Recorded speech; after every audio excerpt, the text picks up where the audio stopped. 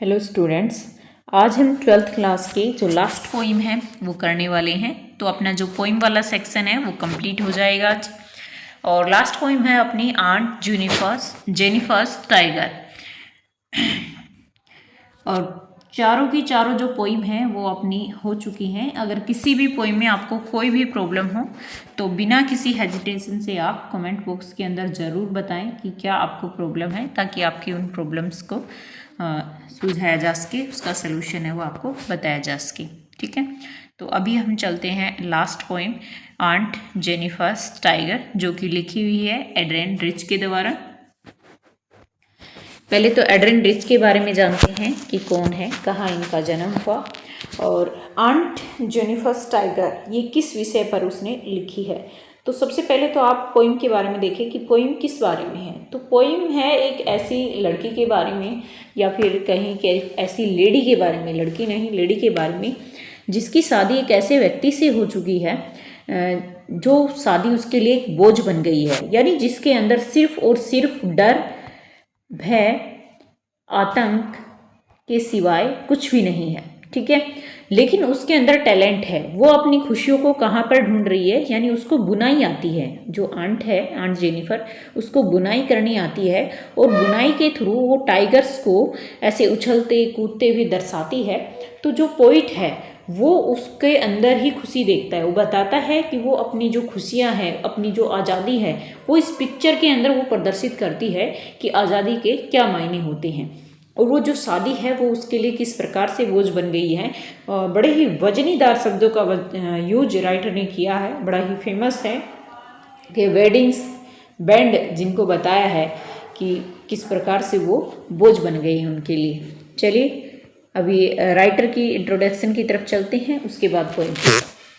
Adrian rich जन्म हुआ है उनका 1929 को और डेथ उनकी जस्ट 12 साल पहले 2012 के अंदर हुआ है। Was born in Baltimore Maryland USA के अंदर, यानी अमेरिका की ये है लड़की। ठीक है, तो यूएसए के अंदर इनका जन्म हुआ। सी इज वाइडली नन, यानी उनको बहुत ज़्यादा प्रसिद्धि प्राप्त हुई फॉर हर इन्वॉल्वमेंट, अपने इस इन्वॉल्वमेंट के लिए, अपने इस कार्य के लिए इन कंटेम्प्रेरी वुमेन।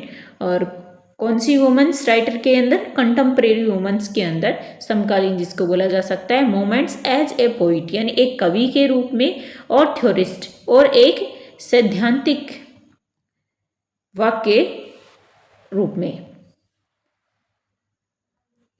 नेक्स्ट है she has published 19th volume of poetry. अच्छा, उसने कितनी पोइट्री का वॉल्यूम प्रकाशित करवाया? तो 19 कविताओं का एक वॉल्यूम है वो उन्होंने प्रकाशित करवाया।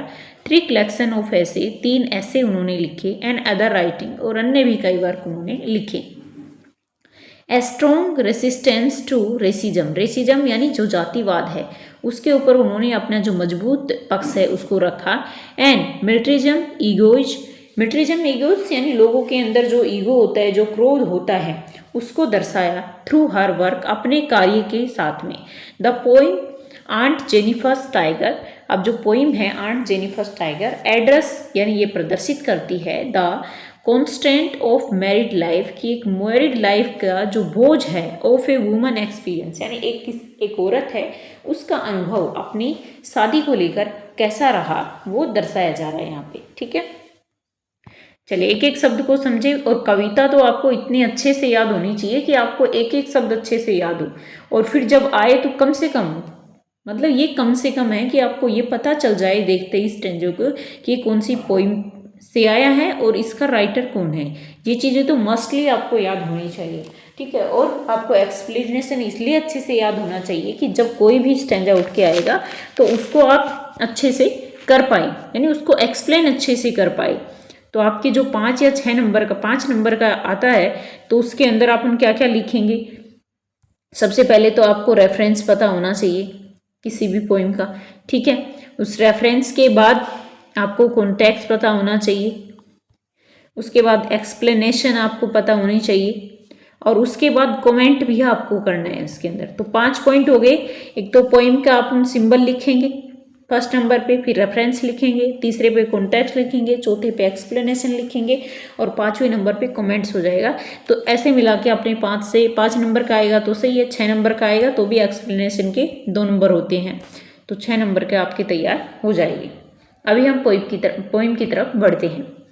आंट जेनिफर्स टाइगर, यानी आंटी जो हमारी चाची जेनिफर है उसके जो चीते या बाघ, आप समझे, सॉरी बाघ होता है टाइगर का अर्थ वैसे, और बाघ लेपर्ड को भी कहते हैं, होते तो वैसे वो अलग अलग होते हैं। देखिए कईयों के अंदर ये काली धारियाँ होती हैं, डॉट्स होते हैं, तो उनको लेपर्ड हम बोल देते हैं और इनको हम चीता भी बोलते हैं। पर जब भी हम पढ़ते हैं अपना राष्ट्रीय पशु के बारे में तो वहाँ हिंदी में बाघ लिखा मिलता है और इंग्लिश में उसको टाइगर कहते हैं। तो मे भी आप समझ गए होंगे कि किसकी तरफ हमारा इशारा है। तो aunt Jennifer's tiger prance across a screen. आपको इमेजिन करना है कि एक पेंटिंग है और उस पेंटिंग के अंदर टाइगर्स बने हुए हैं, पहाड़ी दर्शाई गई है और आसपास घास है, ठीक है। जैसे आपके गांव के आसपास का सीन लगा लीजिए और यहाँ टाइगर उछल कूद रहे हैं, ठीक है, एक पहाड़ी भी है। ये दृश्य आपको अपनी नज़रों में रखना है। इसी दृश्य के इर्द गिर्द ये सारी पोइम घूमने वाली है। आंट जेनिफर्स टाइगर प्रांस मतलब उछल कूद रहे हैं, अक्रॉस ए स्क्रीन यानी उसके जो टाइगर हैं वो स्क्रीन पर यानी उस पेंटिंग के अंदर उछल कूद रहे हैं। Bright topaz denizens of a world of green, यानी एक हरे संसार का जो क्षेत्र है, टोपेज का मतलब होता है कोई भी चमकदार जो पहाड़ होता है ना उसको, ब्राइट मतलब चमकता हुआ, यानी कोई चमकते हुए पहाड़ वाले क्षेत्र का, और वो क्षेत्र कैसा है, हरा भरा है।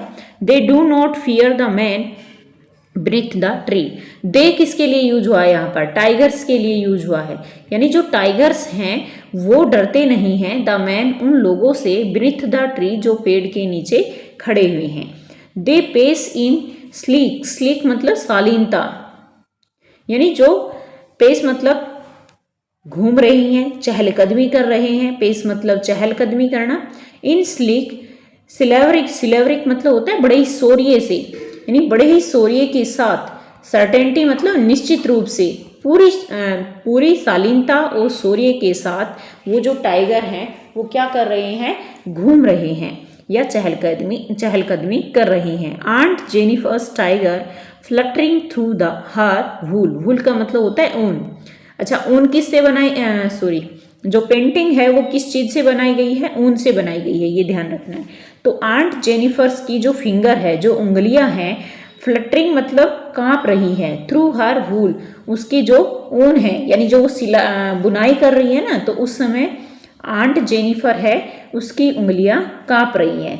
Find even the ivory needle, ivory मतलब हाथी दांत, तो हाथी दांत की जो सुई है, हालांकि जो हाथी दांत की सुई है हार्ड टू पुल, उसको भी धकेलना उसके लिए क्या हो गया है, मुश्किल हो गया है। The massive weight of uncle's wedding band, massive weight यानी जो भारी भरकम, वेट मतलब वजन हो गया, और मैसे मतलब बहुत ज़्यादा, यानी बहुत ज़्यादा वजन है, किसमें वजन है, ऑफ अंकल्स वेडिंग चाचा की शादी के, बैंड मतलब जो कड़े हैं, कंगन जो है, यानी जो कंगन है उन कंगनों के अंदर बहुत ज़्यादा वजन है। अच्छा ऐसा होता है क्या, कंगनों में वजन होता है, नहीं कंगनों में वजन नहीं है, बल्कि ये दर्शाया गया है कि चाचा ने जो चाची से शादी की है वो शादी अच्छी नहीं रही है उसकी, मतलब इन दोनों की बनती नहीं है। बनती कैसे नहीं है, क्योंकि अंकल है वो बड़ा ही डोमिनेटिंग है, यानी जो अंकल है वो डोमिनेटिंग है क्योंकि आंटी उससे बहुत ज़्यादा डरती है और डर की वजह से उनकी उंगलियां कांप रही है, यहाँ तक कि सुई भी वो धकेलने में असमर्थ महसूस हो रही है। नेक्स्ट है sits heavy upon aunt Jennifer's hand, यानी जो बहुत ज़्यादा भारी अंकल की शादी के जो चूड़े हैं, सीट्स बैठ गई हैं, कहाँ पर बैठ गई हैं, निविटी यानी एक तरह से जम के बैठ गई हैं, upon aunt Jennifer's hand aunty के हाथों के ऊपर वो बैठ गई हैं, यानी उसका बोझ इतना ज़्यादा है कि आंटी चाहकर भी अपना जो कार्य है, अपनी जो आज़ादी है उसको नहीं जी सकती। नेक्स्ट है व्हेन आंट इज डेड, कह रहे हैं कि अगर ऐसा हुआ, भाई आंटी इतनी डरी हुई है, इतना दबाव मान रखा है अंकल से शादी का या इतने ज़्यादा डोमिनेटिंग हैं अंकल कि अगर आंटी कल को मर भी जाती है, हर टेरिफाइड है, तो उनके वो जो कांपते हुए हाथ हैं, उनके जो आतंक से भरे हुए हाथ हैं, will lie still ringed with ordeals she was mastered by यानी किसी के द्वारा काबू किया जाना, ठीक है, मास्टर्ड बाय ये होता है। तो क्या कह रहे हैं यहाँ पे कि वो कांपते हुए हाथ विल लाई यानी वो भी स्थिर हो जाएंगे, मर जाएंगे, स्टिल रिंग्ड मतलब बिल्कुल शांत हो जाएंगे, विद ओरलिंड तो होता है जो भी तकलीफें जो उनके जीवन में आए, सी वाज मास्टर्ड बाय क्योंकि सी मतलब यहाँ आंटी पूरी तरह से किसके द्वारा डोमिनेट की गई है, अंकल के द्वारा। तो यहाँ बताया गया है अंकल के द्वारा जो आंटी के ऊपर जो लगाम लगाई गई है, जो उनको अत्याचार दिए गई हैं, उन अत्याचारों की वजह से उनके जो कांपते हुए हाथ है उनकी मौत के समय भी क्या हो जाएंगे, रिंग्ड मतलब घिरे हुए रहेंगे, किससे, उन बैंड से, उस शादी के बंधन से।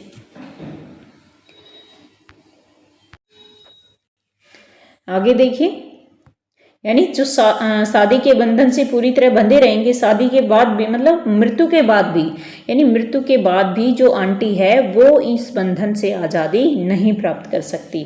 The tigers in the panel मतलब जो पेंटिंग के अंदर जो टाइगर बनाई गई हैं, दैट सी मेड जो कि आंटी ने बनाई हैं, विल गो ऑन प्रेंसिंग यानी वो उछल कूद रही हैं, वो पेंटिंग के अंदर उछल कूद रही हैं, प्राउड एंड अनफेयर यानी बड़े ही गर्व से, अनअफ्रेड नहीं अनअफ्रेड यानी बिना डरे हुए। अच्छा, जो आंटी ने बनाई है ये पेंटिंग क्या दर्शाती है, एक तरफ तो आंटी अंकल के द्वारा डोमिनेट की जा रही है, एक तरफ वो पेंटिंग बना रही है जिसके अंदर जो बाघ हैं वो एक पेंटिंग में उछल कूद रही हैं पहाड़ी एरिया के अंदर, यानी जो आंटी है वो क्या चाहती है, आज़ादी चाहती है, इन बाघों की तरह जीना चाहती है, लेकिन उसकी लाइफ को पूरी तरह से डोमिनेट कर रखा है। तो ये चीज़ें इस पोइम के अंदर दर्शाई गई है। मे बी आपको समझ में आ गया होगा, और कोई दिक्कत हो तो एक बार कमेंट बॉक्स के अंदर ज़रूर डाल दें। आगे क्वेश्चंस है।